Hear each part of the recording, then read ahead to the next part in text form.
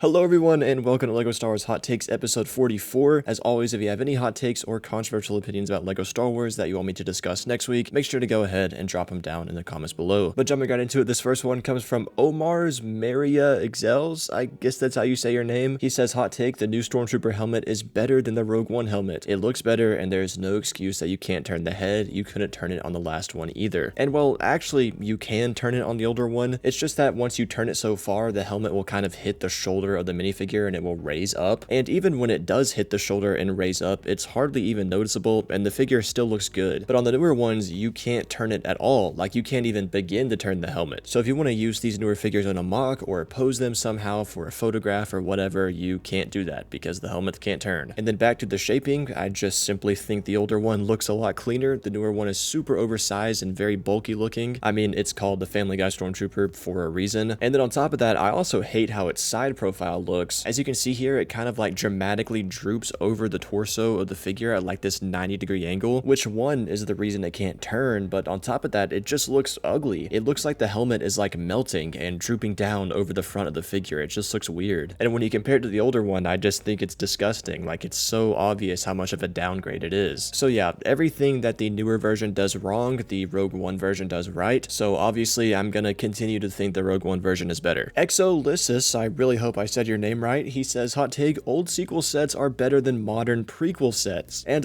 yeah, I totally agree with this. I mean, obviously, as we all know, modern prequel sets, or at least prequel sets released within like the past 5 years, always have some type of controversy with them. And usually those controversies are because there's just something wrong with the set. Either the build is just bad, or the set's overpriced, or the minifigures are sloppy. There's always something wrong with modern prequel sets. And no, that's not complaining, that's just how it is. Literally every single modern prequel set, or well, let me rephrase, every single modern set that has included clone troopers, which I assume is mainly what you're talking about in this comment, released in the past 5 or 6 years has had at least one thing wrong with it that has been a controversy. And I'm not saying the sets LEGO makes from other eras of Star Wars are perfect, but nowadays they usually are better than sets that include clone troopers. But then on top of that, back to this comment saying that these sequel sets are better than modern prequel sets, as most of you guys know at this point, I consider the 2010s to be the golden age of LEGO Star Wars when it came to quality, as in I'd say about 2012 or 2013-ish to 2020. I think that is when the quality of LEGO Star Wars absolutely peaked. And emphasis on quality, that doesn't necessarily mean that the sets they were releasing in the 2010s were the most desirable. It just means that I think they are higher quality than the sets that were released in the 2000s, and I think they are higher quality than the sets that are releasing today in the 2020s. And like your comment suggests, the sequel sets are a big part of this. Whether you like the sequels or not, these sets are high quality. And I mean the quality and accuracy of the minifigures and builds, the size of the builds, and the detail of the builds, and the prices of the sets. Again, it doesn't matter if you like the source material or not, these sequel sets that came out in the 2010s are high quality sets. I mean, I don't even think it's subjective. I think they are objectively higher quality, again, ignoring the source material. So when it comes to comparing them to any modern set released in the past 5 or 6 years that includes clone troopers, it's gonna be pretty obvious to me that overall the sequel set is better. Maguire Enthusiast says, hot take, the smart figures released this year will become incredibly sought after once the smart brick wave flops, much like how the light up lightsaber figures from 2005 are today. And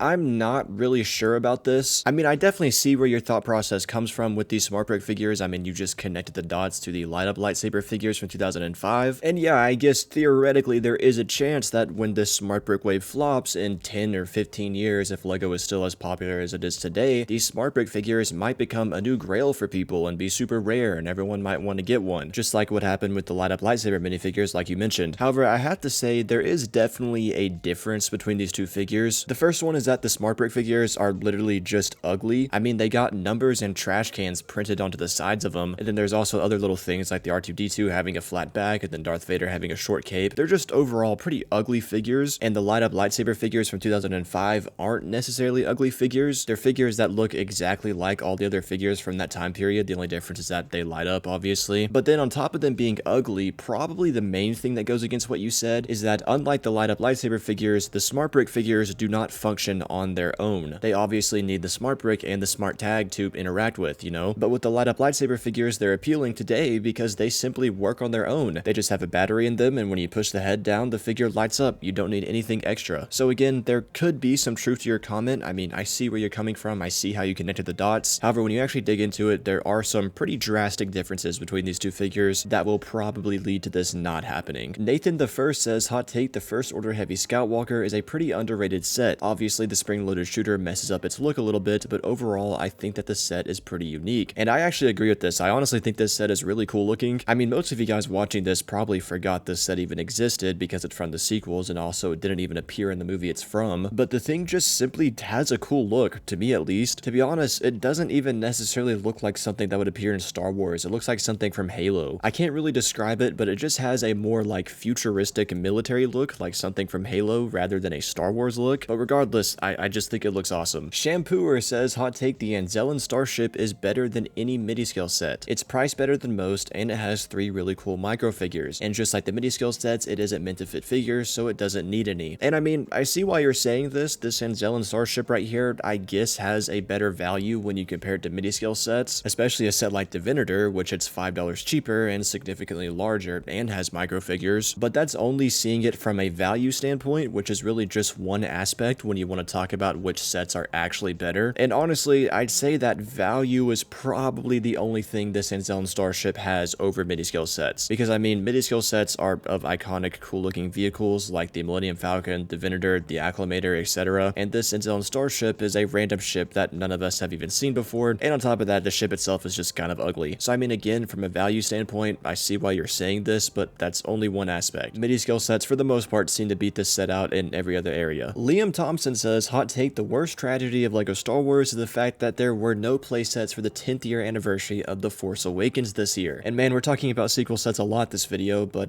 this is another one that I agree with. I actually really agree with this. The 2 sets they chose for the 10th year anniversary of The Force Awakens were so underwhelming, one of them being actually really bad, the Kylo Ren's command shuttle. I think that set is absolutely garbage. It's the worst midi-scale set LEGO has ever made by far. And you know, it makes complete total sense why they only released 2 sets to celebrate the 10th anniversary of this film. However, choosing 2 18+ sets, in my opinion, was just a terrible idea, especially considering the fact that it seems like we just got a million 18+ sets in 2025, and these 2 sets just got buried in all of them and kind of forgotten about. And me personally, I think the 2 sets they should have gone with instead should have been a First Order Transport remake and then a Rey's Speeder remake. No more, no less. I think these 2 sets would have worked perfectly. Rey's Speeder would have been cheap, and it's also very iconic. If you didn't know, the older one from 2015 is actually one of the highest selling LEGO Star Wars sets of all time, and the First Order Transport is just a fan favorite, and it also would have been a larger playset with more minifigures. These 2 sets would have been perfect in my opinion, but no, instead we got 2 trash 18+ sets that have been forgotten about. Anyways though guys, that's gonna do it for this episode. As always, if you have any hot takes or controversial opinions about LEGO Star Wars that we want me to discuss next week, make sure to go ahead and drop them down in the comments below. If you're new, please consider subscribing, and if you want to check out more of my videos, you can see them on the screen right now.